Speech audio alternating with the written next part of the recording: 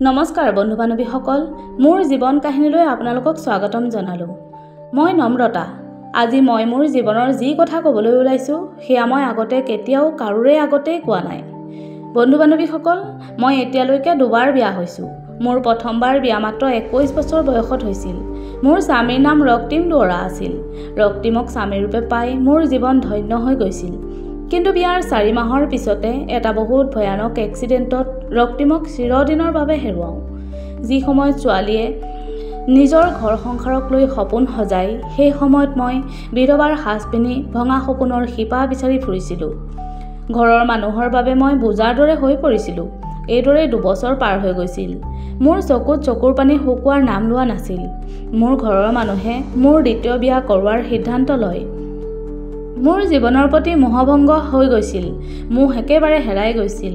গতিকে মই একো মাত মতা নাছিলোঁ। যি কৰে কৰি থাকক বুলি এৰি দিলোঁ।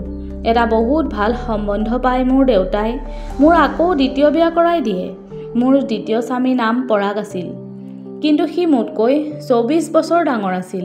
এটা মধ্যবয়সীয়া মানুহ, যাৰ বাবে সি মোক সেই সুখ দিব নোৱাৰিছিল যি সুখ এজনী নকইনাই স্বামীৰ পৰা কামনা কৰে। তাৰ লগতেই মোৰ নতুন জীৱন আৰম্ভণি হ'ল। তেখেত এজন প্ৰতিষ্ঠিত বিজনেছমেন আছিল। ঘৰ গাড়ী চাকৰ নাকৰে পৰিপূৰ্ণ এখন সুন্দৰ সংসাৰ। কিন্তু মোৰ অন্তৰাত্মাৰ যি শূন্যতা, সেয়া এইবোৰ বস্তুৰে পূৰাব পৰা নাছিল। মোৰ মাৰ লগতে মিতিৰ কুটুম্ববোৰে মোক লগ পালেই কৈছিল, নম্ৰতা, তোৰ কিন্তু কপাল আৰু দেই। পৰাগৰ দৰে এজন ইমান ধনীমানী মানুহক স্বামী হিচাপে দ্বিতীয়বাৰ বিয়া কৰায়ো পাইছ। কিন্তু তাহাঁতি কি জানিব, সোণৰ সজাৰ ভিতৰতো চৰায়ে উশাহ লোৱাত কষ্ট পাই ওলাই যাবৰ বাবে চটফটাই থাকে। মোৰ স্বামী পৰাগ সদায়ে নিজৰ বিজনেছক লৈ ব্যস্ত থাকে। ঘৰলৈ অহাৰ কোনো নিৰ্দিষ্ট টাইম নাথাকে। ৰাতি আহি খাই বৈ শুই যায়। কেতিয়াবা এমাহ, কেতিয়াবা 20 দিন পৰ্যন্ত বাহিৰত থাকে। তেখেত থকাৰ পাছতো মই একদম নিঃসংগ আছিলোঁ। এজনী মাইকী মানুহক যি শাৰীৰিক আৰু ভাৱনাত্মক প্ৰয়োজন থাকে, সেয়া কোনে বুজি পাব। ঘৰৰ ভিতৰৰ কামবোৰ কৰিবৰ বাবে সবিতা খুৰী আছিল।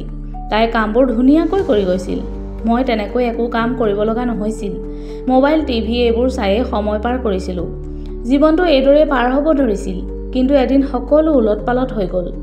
সবিতা খুৰীৰ ফোন আহিল, মেডাম, আজি মোৰ গা একদম ভাল নহয়। মই কাইলৈ যাব নোৱাৰিম কামলৈ। মই ক'লোঁ, ঠিক আছে খুৰী, আপুনি ৰেষ্ট লওক। সবিতাই ক'লে, মেডাম, কামবোৰ কি হ'ব? মেডাম, আপুনি চিন্তা নকৰিব। মই মোৰ ল'ৰা বিশালক পঠিয়াই দিম। সি বহুত বুজি পায়, ধুনীয়াকৈ কামবোৰ কৰিব জানে। ৰাতিপুৱা পিছদিনাখন ঠিক 6 মান বজাত ডোৰবেলটো বাজি উঠিল। মই দুৱাৰখন খুলি দিলোঁ। সময় যেন স্তব্ধ হৈ গৈছিল। মোৰ সন্মুখত থিয় হৈ আছিল এটা ল'ৰা। ওখ পাখ বগা নিপুতল, স্বাস্থ্যৰে আকৰ্ষণীয় চেহেৰাৰ। তাৰ দীপ্ত মুখমণ্ডল দেখি মোৰ হৃদস্পন্দনৰ গতি জোৰেৰে হ'ব ধৰিছিল। মই থৰ লাগি তাক চাই আছিলোঁ। নমস্কাৰ বৌ, মই বিশাল। মোৰ মায়ে আপোনাক কৈছিল মোৰ কথা। মই নিজকে কণ্ট্ৰল কৰি তাক ক'লোঁ, অঁ, সবিতা খুৰীয়ে মোক কৈছিল। আহা ভিতৰলৈ। সি নিজৰ কামবোৰ এফালৰ পৰা কৰি যায়, সবিতাতকৈও ধুনীয়াকৈ। মই একো কাম তাক দেখুৱাব লগা হোৱা নাছিল। মই ইচ্ছা কৰিও তাৰ চেহেৰাৰ পৰা মোৰ মুখ আঁতৰাব পৰা নাছিলোঁ। যেতিয়া সি ফ্ল'ৰবোৰ মুচি আছিল, তাৰ বডি আৰু হাতৰ মাংসপেশীবোৰ ধুনীয়াকৈ টি-চাৰ্টটোৰ ওপৰেৰে জিলিকি আছিল। যেতিয়া সি পানী খাইছিল, তাৰ ডিঙিৰ উঠা নমাবোৰ চাই মোৰ ভাল লাগি গৈছিল। তাৰ সৰু সৰু কথাবোৰে মোৰ মনটোক একদম চঞ্চল কৰি তুলিছিল। বৌ, আৰু কিবা কাম আছে নেকি? নাই, মই ক'লোঁ, আৰু লগতে ক'লোঁ, জানানে বিশাল, তোমাৰ মায়েতো ইমান সোনকালে কেতিয়াও কাম শেষ নকৰে। সি মিচিকিয়াই হাঁহি এটা মাৰি ক'লে, বৌ, মই বহুত মেহনত কৰিছোঁ। মায়ে মোক কৈছিল সদায় নিজৰ মালিকক সুখী ৰাখিব লাগে। তাৰ এই শেষৰ শব্দকেইটাই মোৰ মনত উত্তেজক বিচাৰ জগাই তুলিছিল। কিন্তু সেই সময়ত মই নিজকে কণ্ট্ৰল কৰিলোঁ। লাহে লাহে সি সদায় আমাৰ ঘৰত কাম কৰিব আহিব ধৰিলে। সবিতা খুৰীৰ গা বহুত বেয়া হৈছিল। আমাৰ ফেমিলি ডাক্তৰকো দেখাইছোঁ। কিন্তু ভাল হওঁতে সময় লাগিব বুলি কৈছে। মোৰ কাৰণে এয়া আশীৰ্বাদ স্বৰূপ আছিল। মই ৰাতিপুৱা সোনকালেই উঠিবলৈ ল'লোঁ। নিজৰ শৰীৰৰ আকৌ যতন ল'বলৈ ল'লোঁ। চুলিখিনি হেনা কৰিলোঁ। নিজকে সজাই পৰাই মডাৰ্ণ কাপোৰ পিন্ধি ৰেডি হৈ থকা হ'লোঁ ৰাতিপুৱা বিশাল অহালৈ। মোৰ দৃষ্টিয়ে বিশালে কি প্ৰতিক্ৰিয়া দিয়ে সেয়া সদায়ে জানিবৰ বাবে ব্যাকুল হৈ থাকিবলৈ ল'লোঁ। কিন্তু বিশালে সদায় বহুত সন্মানেৰে সৈতে মোৰ ফালে চাইছিল। মোৰ প্ৰতিটো কাম কৰি গৈছিল। মোৰ ৰূপ যৌৱনে তাক মোহিব পৰা নাছিল। এইদৰে প্ৰায় এসপ্তাহমান গৈছিল। ৰাতিপুৱা চাহ খাই থাকোঁতে মোৰ স্বামী পৰাগে ক'লে, নম্ৰতা, মই 2 সপ্তাহৰ কাৰণে দিল্লীলৈ যাব লাগিব। বহুত ডাঙৰ প্ৰজেক্ট এটাৰ কাম পাইছোঁ। মই মনতে ভাবিলোঁ, পূৰা 2 সপ্তাহ মই বিশালক অকলে লগ পাম। নম্ৰতা, মই কিবা এটা কৈছোঁ। কি ভাবি আছা, শুনিছানে? অঁ শুনিছোঁ। ভালকৈ থাকিব, নিজৰ ধ্যান ৰাখিব। মই এই 2 সপ্তাহ অকলে থাকিব লাগিব। পৰাগে ক'লে, মই সোনকালেই আহিবলৈ চেষ্টা কৰিম। আগতেওতো তুমি অকলেই থাকিছা, গতিকে মন বেয়া নকৰিবা। মই একো নামাতিলোঁ, মনতে ভালেই পালোঁ। এতিয়া মই পূৰা 2 সপ্তাহ একদম আজাদ পক্ষী, বিশালৰ লগত পূৰা 2 সপ্তাহ অকলে। সেইদিনা দুপৰীয়া 2 বজাত মোৰ স্বামীৰ ফ্লাইট আছিল। যোৱাৰ আগতে বিশালক পৰাগে কৈ যায়, বিশাল, মেডামৰ ধ্যান ৰাখিবা। মই সোনকালেই কাম শেষ কৰি ঘূৰিম। সেইদিনা ৰাতি মোৰ টোপনি অহা নাছিল। পিছদিনা ৰাতিপুৱা বিশাল আহি ঘৰৰ কামত লাগি যায়। মই তাক মোৰ পিনে আকৰ্ষিত কৰাৰ বাবে সকলো চেষ্টা কৰি চালোঁ। কেতিয়াবা যদি কফি বনাই আনিবলৈ কওঁ, কেতিয়াবা মোৰ ৰুমৰ ফেন চাফা কৰি দিব দিওঁ। মোৰ সাজ পোছাকো আৰু অধিক আকৰ্ষিত আৰু উত্তেজিত হৈ গৈ আছিল। এদিন সন্ধিয়া মই সাহস গোটালোঁ আৰু বিশালক ক'লোঁ, তুমি বহুত ভাল ল'ৰা বিশাল, তোমাৰ লগত কথা পাতি মোৰ বহুত ভাল লাগে। সি মিচিকিয়া হাঁহি এটা মাৰি ক'লে, আপুনিও বহুত ভাল বৌ। মোক বৌ বুলি নক'বা, নম্ৰতা বুলি মাতিবা। তোমাৰ আৰু মোৰ বয়সৰ বহুত বেছি ডিফাৰেঞ্চ নাই। বিশাল অলপ নাৰ্ভাছ হোৱাৰ দৰে হৈছিল। বৌ মানে সি খোকোজা লাগি ৰৈ গৈছিল। মই আৰু লাহেকৈ ক'লোঁ, তুমি বুজি পোৱা নাইনে বিশাল, তুমিও অকলে আছা আৰু ময়ো, গতিকে আমি দুয়োটাই। মোৰ কথা শুনি সি কেইখোজমান পিছুৱাই গৈছিল। সি ক'লে, বৌ, এয়া ভাল কথা নহয়। মই ইয়াত কেৱল কাম কৰিবলৈহে আহিছোঁ, এইবুলি কৈ সি বাহিৰলৈ গুচি যায়। মই অবাক লাগি মাথো চাই ৰ'লোঁ। তাৰ এই ব্যৱহাৰত মোৰ ভিতৰত বলি থকা ধুমুহাজাক জেদী হৈ পৰিছিল। মই ইমান সাহস গোটাই মনৰ ভাৱ প্ৰকাশ কৰিছিলোঁ, কিন্তু সি মোক 1 মিনিটতে উপেক্ষা কৰি দিলে। তথাপি মই হাৰ মনা নাছিলোঁ। পিছদিনাৰ পৰা মই আৰু চেষ্টা কৰিব ধৰিলোঁ। মই জানিছিলোঁ বিশালো মোৰ প্ৰতি আকৰ্ষিত হৈছে, কিন্তু সি নিজৰ ভাৱনাক মানি ল'বলৈ সাহস কৰিব পৰা নাছিল। প্ৰতিদিন প্ৰতিপল মোৰ হৃদয় কেৱল তাৰ বাবেই ব্যাকুল হৈ থাকিবলৈ ধৰিলে। তাৰ প্ৰতিটো সৰু বৰ কামত মই নজৰ ৰাখিবলৈ ল'লোঁ। তাৰ মুখত প্ৰতিফলিত হোৱা সকলো কথাকেই মই জানিবলৈ চেষ্টা কৰিব ধৰিলোঁ। মই বিচাৰিছিলোঁ সি স্ব-ইচ্ছাৰেই মোৰ কাষলৈ আহক, মোক মৰম দিয়ক। মই মোৰ সকলো লাজ চৰম ত্যাগ কৰি দিছিলোঁ। তাৰ মৰম লাভ কৰাই যেন মোৰ লক্ষ্য হৈ পৰিছিল। বিশাল মোৰ বাবে কেৱল শাৰীৰিক আকৰ্ষণ নাছিল, মোৰ নিসংগতাৰ সংগী আছিল সি। কিন্তু সি মই কৰা প্ৰতিটো চেষ্টা নেদেখাৰ ভাওজুৰি অনায়াসেই মোক পৰাজয় কৰিছিল। যেতিয়াই মই তাৰ কাষ চাপিব খোজোঁ, সি কিবা নহয় কিবা এটা অজুহাত উলিয়াই মোৰ কাষৰ পৰা আঁতৰি গৈছিল। এদিন মই শেষ চেষ্টা কৰিছিলোঁ। মই তাক মোৰ বেডৰুমলৈ মাতিলোঁ আৰু লাহে লাহে ক'বলৈ ধৰিলোঁ, বিশাল, মই বহুত নিসংগ অনুভৱ কৰিছোঁ। মোৰ স্বামীয়ে মোক সেই সুখ দি সন্তুষ্ট কৰিব নোৱাৰে। তুমি মোক সেই সুখ দিব নোৱাৰানে? মোৰ কথা শুনি সি চুপচাপ থিয় হৈ আছিল। তাৰ চকুত এক আচৰিত ধৰণৰ সংঘৰ্ষ মই দেখিবলৈ পাইছিলোঁ। মোৰ উশাহৰ গতি ঘন হৈ পৰিছিল। এইবাৰ সি য়েছ বুলি ক'বনে বাৰু? কিন্তু সি ক'লে, বৌ, মই আপোনাক বহুত সন্মান কৰোঁ আৰু এইবোৰ একদম বেয়া কথা। এইবুলি কৈ সি মোৰ ৰুমৰ পৰা ওলাই গুচি যায়। মই একদম হতাশ হৈ পৰিছিলোঁ। নিজকেই নিজে ইমান তললৈ নমালোঁ, তথাপি সি মোক অৱজ্ঞা কৰি গুচি গ'ল। মই বিচনাখনত শুই কান্দিব ধৰিলোঁ। মই ইমান বেয়ানে? মোৰ ভিতৰৰ ভাৱনাবোৰ কিয় মানুহে বুজি নাপায়? কিন্তু মোৰ ভিতৰত জ্বলি থকা জুইকুৰা এতিয়াও ঠাণ্ডা হোৱা নাছিল। মই বিশালক যিকোনো পদ্ধতিৰে মোৰ কৰিব বিচাৰিছিলোঁ, কিন্তু মই গম নাপাওঁ কেনেকৈ।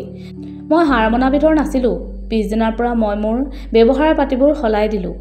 তাক চিধা চিধিকৈ একো নোকোৱা হ'লোঁ এই বিষয়ে। তাৰ পৰিৱৰ্তে মোৰ ব্যৱহাৰ পাতিয়েই তাক এনেকুৱা অনুভৱ কৰাব ধৰিলে যেন মই তাৰ অবিহনে একদম আধৰুৱা। কেতিয়াবা যদি মই উদাস হৈ থাকোঁ, কেতিয়াবা আকৌ বহুত সুখী। মই তাৰ আগত এনেকুৱা কাপোৰ পিন্ধিব ল'লোঁ, যিবোৰ কাপোৰত সি মোক দেখিলে তাৰ মনতো উত্তেজনা সৃষ্টি হয়। সি একদম অসহজ অনুভৱ কৰিব ধৰিছিল। সিও পুৰুষেই যিহেতু, কিমান আৰু নিজৰ ভাৱনাক নিয়ন্ত্ৰণ কৰিব। মই জানিছিলোঁ সিও মোৰ প্ৰতি মোহিত হৈছে, কিন্তু সি সাহস কৰিব পৰা নাছিল। মোৰ স্বামীৰ পাৱাৰ কি সি ভালদৰেই জানিছিল, কিন্তু মোৰ মন তাক পাবলৈ একদম জেদী হৈ উঠিছিল। মোৰ মনত এটা আইডিয়া আহিল। সেইদিনা মোৰ টোপনি অহা নাছিল। তাৰ প্ৰতি বাঢ়ি যোৱা আকৰ্ষণে মোৰ মন একদম অস্থিৰ কৰি তুলিছিল। মই ভাবিলোঁ, যদি মই তাক সহায় বিচাৰোঁ, সি নিশ্চয় মোৰ কাষ চাপিব। মই নিজকে এখন সাধাৰণ শাৰীৰে সজাই ল'লোঁ। ৰাতি তেতিয়া 11 বাজিছিল। মোৰ ৰুম ওপৰত, বিশাল তলৰ চাকৰবোৰ থকা ৰুমটোত শুৱে। মই তলৰ ৰুম এটাৰ পৰা কিবা বস্তু এটা আনিবৰ বাবে নামি আহিছিলোঁ, কিন্তু মোৰ ভৰি পিছল খাই মই বাগৰি আহি তলত পৰি যাওঁ। মোৰ চিঞৰত গোটেই ঘৰ কঁপি গৈছিল। অলপ পিছতে বিশাল দৌৰি আহি মোৰ ওচৰ পায়হি। তাৰ চেহেৰাত গভীৰ চিন্তা ফুটি উঠিছিল। বৌ, বেছিকৈ দুখ পাইছে নেকি? মই কেকাই কেকাই ক'লোঁ, মোৰ ভৰিটো মোচোকা খাই গ'ল, মই উঠিব পৰা নাই। সি মোৰ ভৰিটো চুই চাই ক'লে, ব'লক, আপোনাক বিচনাত শুৱাই দিব লাগিব, যদি আপুনি অনুমতি দিয়ে। মই লাহেকৈ মূৰ জোকাৰি সন্মতি দিলোঁ। সি মোক দাঙি ল'লে। তাৰ শৰীৰত মোৰ শৰীৰ লাগি যোৱাৰ লগে লগে মোৰ বুকুৰ ধপধপনি বাঢ়ি আহিব ধৰিলে। মই লাহেকৈ তাৰ চকুলৈ চালোঁ। কিছু সময়ৰ বাবে মোৰ এনেকুৱা লাগিছিল যেন তাৰ চকুটো মোৰ বাবে কাম ভাৱ জাগ্ৰত হৈছে। সি লাহে লাহে চিৰিৰে উঠি মোক মোৰ ৰুমৰ বিচনাখনত শুৱাই দিয়ে। মই বিচৰা নাছিলোঁ সি আঁতৰি যোৱাটো, সেয়ে মই তাৰ হাতটোত ধৰিলোঁ। বিশাল, মোক এৰি থৈ নাযাবা। মই আৱেগিক হৈ তাৰ মন গলাকৈ কথাষাৰ ক'লোঁ। মই বৰ অকলশৰীয়া অনুভৱ কৰিছোঁ। কিয় তুমি বুজি পোৱা নাই কিমান প্ৰয়োজন তুমি মোৰ? সি কিছু সময় মনে মনে ৰ'ল আৰু ক'লে, বৌ, আপোনাক এতিয়া ডাক্তৰৰ প্ৰয়োজন, ডক্তৰলৈ ফোন কৰোঁ। মই তাৰ হাতটোত আৰু জোৰকৈ ধৰিলোঁ।